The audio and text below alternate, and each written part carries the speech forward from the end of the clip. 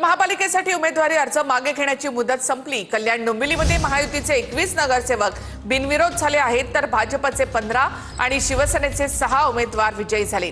निकालाच्या आधीच भाजपच्या 15 जागा बिनविरोध झाल्यात। सत्तेसाठी भाजपला आता फक्त 47 जागा हव्या आहेत। कल्याण डोंबिवलीमध्ये शिवसेना आणि भाजपमध्ये रस्सीखेच आहे। पक्षाचा एबी फॉर्म गिळणाऱ्या उद्धव कांबळेंची निवडणुकीमधून अखेर माघार, अन्याय होऊ देणार नाही, शिंदेंनी आश्वासन दिल्याचं उद्धव कांबळे म्हणाले। अर्ज माघारीनंतर उद्धव कांबळे यांनी ही प्रतिक्रिया दिली, त्यावेळेला त्यांना अश्रू अनावर झाले। पुण्यातील शिंदेंच्या शिवसेनेचे अर्ज गिळणारे उमेदवार उद्धव कांबळेंनी अखेर माघार घेतली। प्रभाग क्रमांक 36 मधून उमेदवारी अर्ज मागे घेतला असून त्यांच्याच पक्षातल्या मच्छिंद्र ढवळेंचा एबी फॉर्म उद्धव कांबळेंनी गिळला होता। पुण्यात गुरुवारी झालेल्या नाराजी नाट्यानंतर उपमुख्यमंत्री शिंदेंनी थेट कांबळेंची दखल घेतली। यावेळी अन्याय होऊ देणार नसल्याचं शिंदेंनी कांबळेंना आश्वासन दिलंय। यावेळी उद्धव कांबळेंना माध्यमांशी बोलताना अश्रू अनावर झाले होते। तू घाबरू नकोस, मी तुझ्या पाठीशी आहे। तू एकनिष्ठ कार्यकर्ता आहे शिवसेनेचा, अनेक वर्षापासून तू तिथे काम करतोस। शिंदे साहेब हे अनाथांचे नाथ एकनाथ आहेत। माझ्यासारख्या गोरगरीब कष्टकऱ्यावरती कधीच अन्याय होऊन देणार नाहीत, याची मला शाश्वती आहे 100%।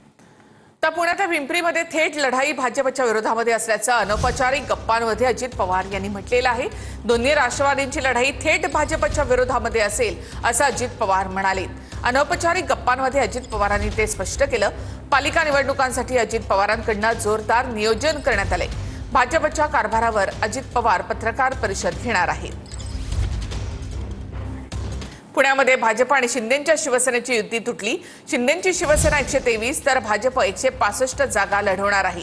एकही उमेदवारांनी अर्ज मागे घेतला नाही, त्यामुळे पुण्यातलं चित्र आता स्पष्ट झालंय। निवडणुकीमध्ये सत्ताधाऱ्यांकडून साम दाम दंडभेदचा वापर करण्यात आल्याचा आरोप आदित्य ठाकरेंनी केला, तर माघारीसाठी उमेदवारांवर आरोच्या माध्यमातून दबाव आणल्याचा आरोप राऊतांनी केलाय। आपण पक्ष एकत्र आलेलो आहोत। आपल्या सर्वांना माहिती आहे आपण काय ताकदीने लढा देत आहोत। आपल्या सर्वांना हे देखील माहिती आहे की समोरून सगळं काही वापरलं जाते, साम दाम दंडभेद सगळं वापरलं जाते। आणि मी नेहमी सांगतो की तन मन धन ह्या लढाईमध्ये तन आणि मन आपल्याकडे आहे, धन हे सगळं त्यांच्याकडे, आणि अर्थात त्यांच्याकडे असल्यानंतर तो वापर तो होणार आहे। आपल्या सर्वांना माहिती आहे ते कसे काय काय वाटप त्याचं चालू आहे।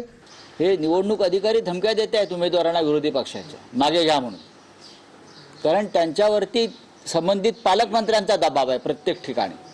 जे निवडणूक अधिकारी आहेत, जे आरओ आहेत, त्यांच्यावर अनेक मंत्र्यांकडून दबाव येतो, अनेक मंत्र्यांचे फोन